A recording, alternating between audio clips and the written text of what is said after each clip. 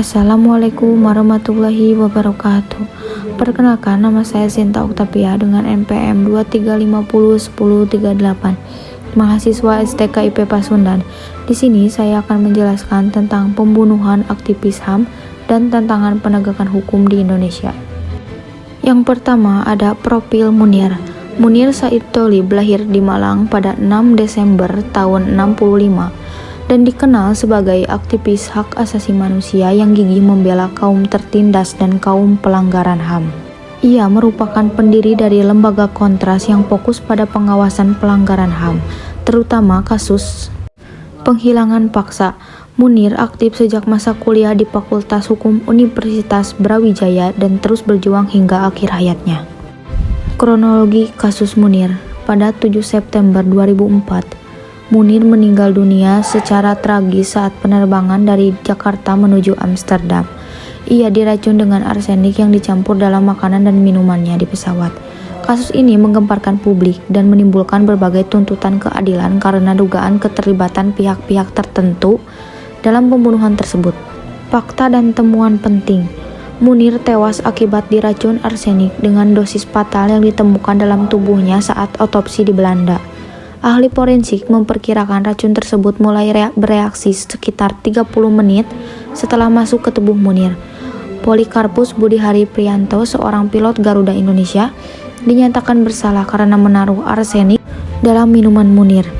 Ia divonis 14 tahun penjara dan kemudian mendapatkan bebas bersyarat.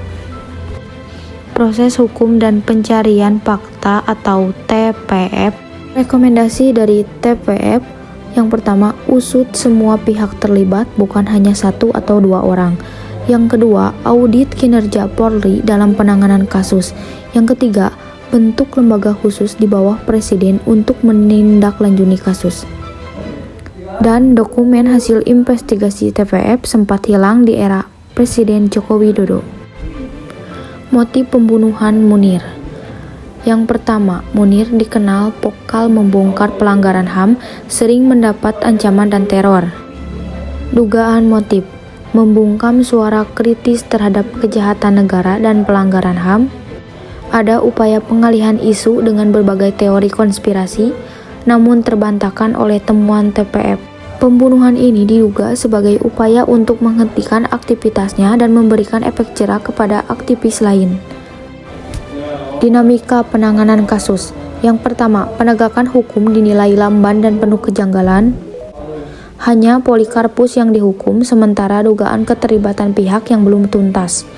Kasus ini menjadi simbol lemahnya perlindungan terhadap pembela HAM di Indonesia. Dampak dan relevansi. Kasus Munir berdampak luas terhadap penegakan HAM di Indonesia, baik di tingkat nasional maupun internasional. Kasus ini menjadi simbol ketidakpuasan dan kelemahan sistem peradilan Indonesia dalam menyelesaikan kasus-kasus pelanggaran HAM. Pembunuhan Munir meningkatkan kesadaran internasional tentang isu-isu HAM di Indonesia. Kasus ini menyoroti betapa rentannya pembela HAM dan mendorong upaya perlindungan yang lebih efektif. Munir menjadi simbol perlawanan terhadap impunitas dan meningkatkan pentingnya keadilan.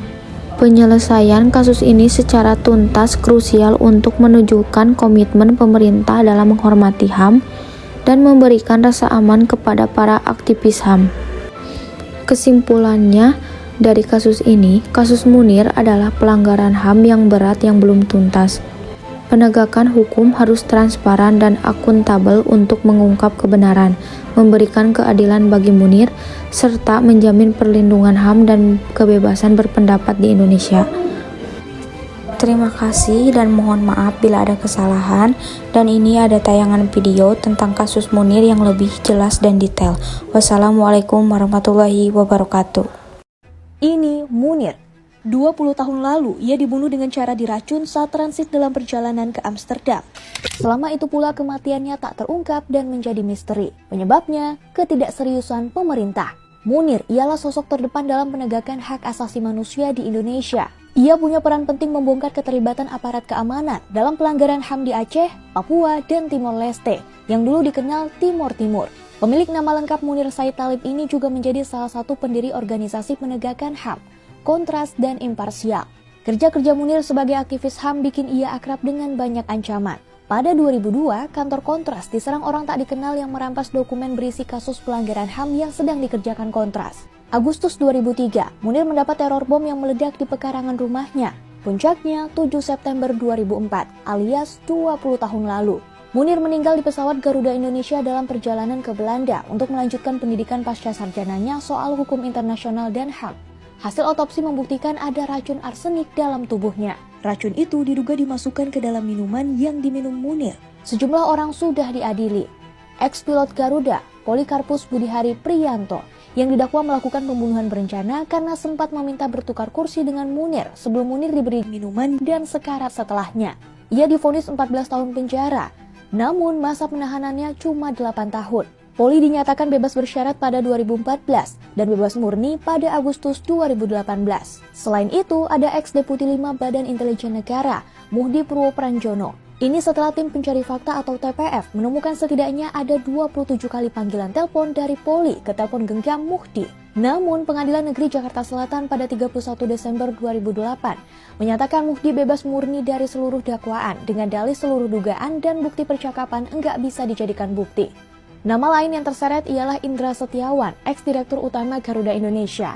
Indra dituding sempat bertemu Poli di sebuah restoran sebelum kematian Munir. Pertemuan itu diduga membahas cara agar Poli bisa satu pesawat dengan Munir. Indra pun divonis 1 tahun penjara, lebih ringan dibanding tuntutan jaksa 1,5 tahun. Ada pula mantan sekretaris Chief Pilot Airbus Garuda, Rohainil Aini, yang didakwa ikut menyalahgunakan jabatannya untuk membantu Poli satu pesawat dengan Munir. Ya, meski sudah ada yang diadili, namun tak menyentuh aktor utamanya. Hingga kini, siapa otak di balik pembunuhan Munir masih gelap. Presiden Joko Widodo pernah berjanji akan menyelesaikan kasus Munir pada 2016 lalu. Namun, sampai sekarang, pemerintah belum mempublikasikan laporan TPF sejak 2005. FYI, kini Komnas HAM sudah membentuk tim ad hoc untuk menyelidiki dugaan pelanggaran HAM berat dalam kasus Munir. Desember 2023, Komnas HAM mengaku lagi melakukan profiling terhadap 56 orang saksi.